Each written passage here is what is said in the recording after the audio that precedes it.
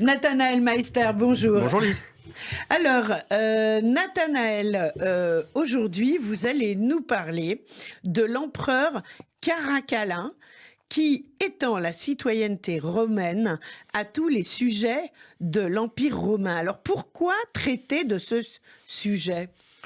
C'est un sujet qui a son importance. L'extension de la citoyenneté, c'est une notion d'ailleurs qui est très importante. Bien sûr. Actuellement, hein.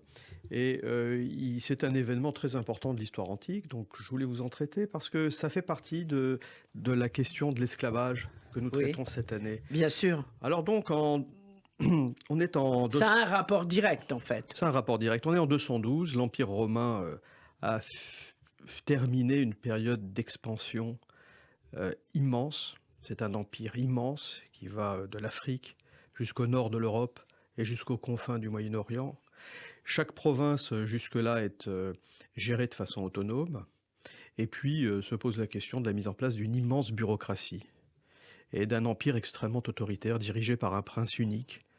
Et donc c'est un tournant très important dans l'histoire romaine. Comment faire fonctionner une immense machine administrative avec des masses militaires considérables et une population d'esclaves, il faut bien le dire, qui est très très importante parce que toutes ces guerres ont amené un grand nombre d'esclaves à passer sous le joug romain. Sous le joug romain, oui, bien sûr. Alors il y a un empereur qui s'appelle Caracalla qui ne s'est pas distingué particulièrement, si ce n'est par la qualité du juriste qu'il avait à ses côtés, qui s'appelait Ulpian. Et qui oui, je me demandais comment on prononçait. Ulpian. Ulpian, en français peut-être on dirait Ulpian. Oui. On va dire Ulpian, moi j'aime bien. Qui est le dernier très grand juriste de l'époque romaine. Oui. Et c'est celui qui est le plus mis en avant dans la grande compilation juridique du Code justinien. Alors Ulpian a été l'inspirateur de cet édit de Caracalla qui va étendre en 212 la citoyenneté romaine à tous les hommes libres de l'Empire. C'est-à-dire que tout à coup, des millions d'hommes qui font partie de cet empire romain vont se trouver régis par le droit civil romain et vont devenir des hommes libres de l'empire romain. C'est une révolution immense dans l'empire, puisqu'après, jusqu'alors, le droit civil romain et la citoyenneté étaient réservés finalement aux habitants de Rome. Oui, bien sûr. Et c'était donc une citoyenneté et un droit, on va dire, municipal. Et de municipal, il va devenir le droit de l'empire. Et comme c'est le droit civil, on peut dire que c'est une forme de civilisation. Surtout que c'était un des plus grands empires à l'époque, il faut le rappeler. C'était un des plus grands empires, absolument.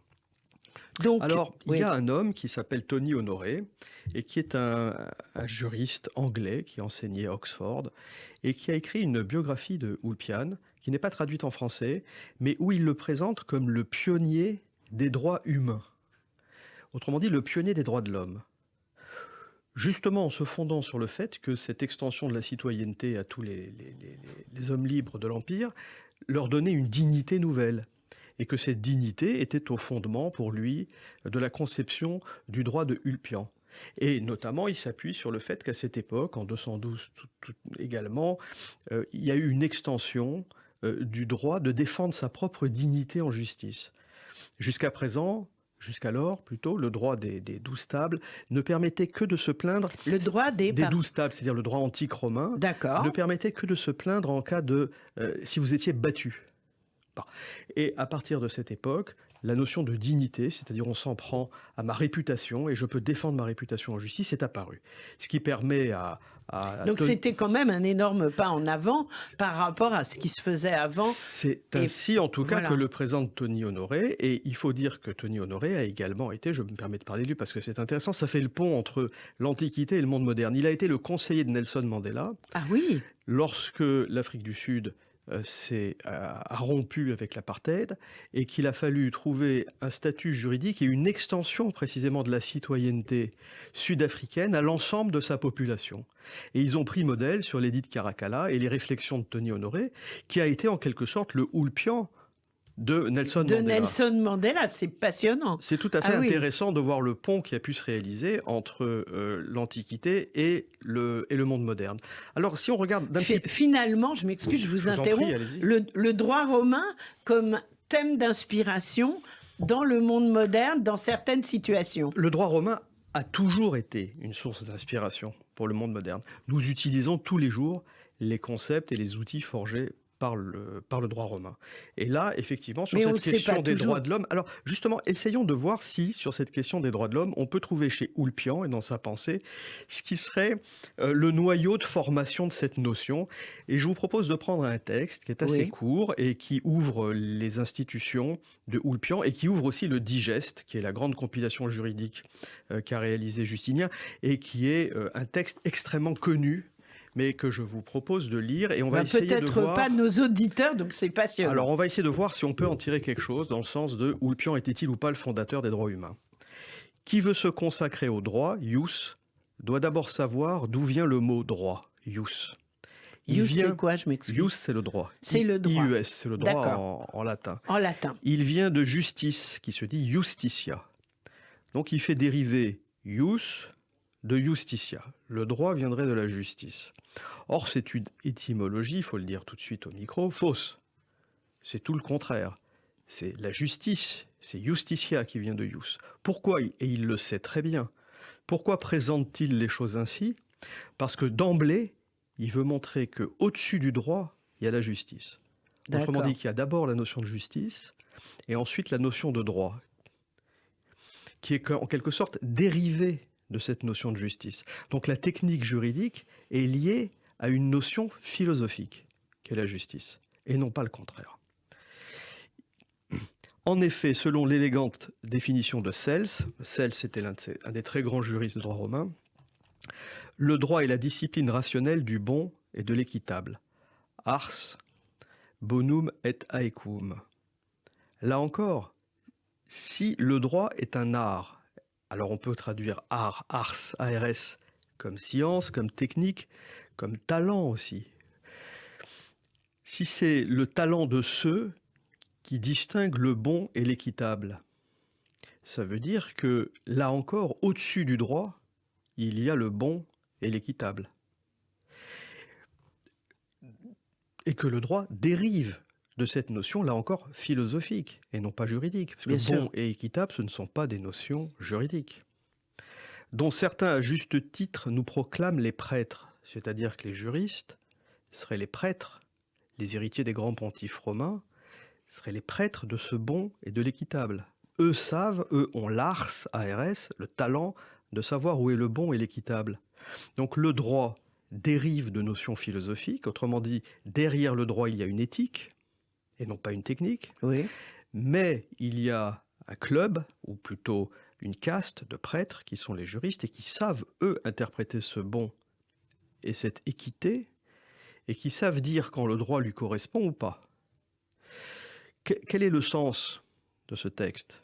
Et pourquoi est-ce une rupture essentielle? Parce que, à un moment où la machine administrative romaine va être gérée par un prince qui a tous les pouvoirs, ce que fait Ulpian, c'est de rappeler qu'au-delà du droit, il y a une justice, que le droit vient du bon et de l'équitable, et que l'extension du droit civil à l'ensemble des hommes libres de l'Empire ne peut se faire sans donner la crédibilité à ce droit et garantir à l'ensemble de ces hommes libres de l'Empire qu'ils ne seront pas gouvernés arbitrairement, mais qui seront gouvernés par un prince qui, autour de lui, a des hommes qui sont des prêtres et qui sauront orienter le droit, et donc les ordres du prince, vers le bon et vers l'équitable.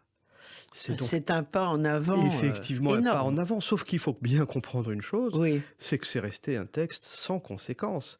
C'est-à-dire que jamais, dans la pratique de l'Empire romain, les successeurs d'Ulpian, qui a été assassiné, d'ailleurs il l'a payé très cher, n'ont eu la moindre influence, et que Rome est restée autocratique, bureaucratique, et que le rôle du droit n'a été qu'en déclinant dans la suite d'Ulpian. Donc il marque à la fois un sommet, la naissance d'une pensée qu'on peut peut-être dire celle des droits humains, encore que ce n'est pas tout à fait évident, mais en tout cas la pensée d'un droit naturel, ça c'est sûr, et la pensée d'une équité, c'est-à-dire d'une égalité, et le fait que le droit se fonde sur l'éthique. Et certainement que cette étoile dans le ciel romain a été une sorte de graine, de germe, qui, plusieurs siècles après, dans les réflexions sur les relations entre le prince, l'absolutisme de l'État et le droit, a permis de nourrir un tas de courants des Lumières, que ce soit chez Hobbes, chez Locke, chez Rousseau, chez Voltaire, chez tous les penseurs du XVIIIe, chez Montesquieu, etc.,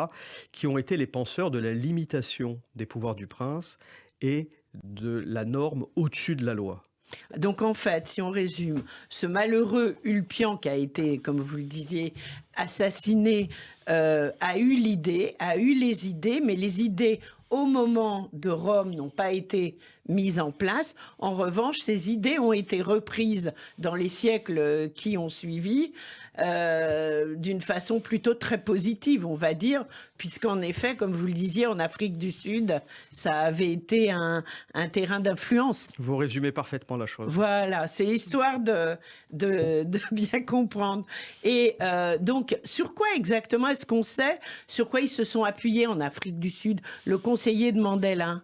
Il s'est appuyé sur cette idée qu'il fallait restituer à chaque homme sa dignité. Oui. Et que donc la question de la justice, de la dignité, de l'équité devait être centrale dans la réécriture de la Constitution. Bien sûr. Et donc ils se sont appuyés, et comme c'est le grand spécialiste d'Ulpian, il s'est appuyé très directement sur les textes que l'on trouve dans le Digeste, et qui est d'abord restituer à chaque homme sa dignité, autrement dit lui permettre d'avoir les moyens en justice de faire valoir sa liberté, sa réputation, sa dignité, d'être traité correctement dans les relations de travail, etc. Donc c'est toute une notion des droits humains qui a pu être introduite comme ça en Afrique du Sud par Tony Honoré, qui était d'origine sud-africaine, d'ailleurs. D'accord. Et dans le droit français, est-ce qu'il y a une influence? Évidemment, dans la Déclaration des droits de l'homme, tous les hommes naissent libres et égaux en droit. Bien sûr. Il y a évidemment une influence directe de la pensée d'Ulpian, mais qui est passée par le tamis de la pensée chrétienne, des philosophes du XVIIIe siècle. Il faudrait faire toute une histoire de la façon dont cette ars bonum et equum a évolué au fil des siècles pour donner tous les hommes naissent libres et égaux en droit, qui est une phrase à la fois fondamentale, porteuse aussi de grands espoirs, porteuse de grandes turbulences sociales, de grandes contestations sociales, c'est-à-dire d'une revendication à l'égalité dont on voit qu'aujourd'hui, on est bien en peine de savoir jusqu'où elle peut aller. C'est-à-dire on est passé d'une égalité purement formelle, parce qu'autant d'Ulpian, c'est quand même une égalité formelle. Les esclaves n'ont pas accès aux droits. Et jusqu'à aujourd'hui, où on est dans la revendication d'une égalité de plus en plus réelle, c'est-à-dire d'une égalité effective. Et donc, on voit comment cette idée a évolué de façon à la fois intense, émancipatrice et parfois dramatique jusqu'à aujourd'hui. Eh bien, merci beaucoup, Nathanaël Meister. On vous retrouve dans les semaines qui viennent. Merci, sur Lise. Radio J, bien sûr. Merci, au revoir.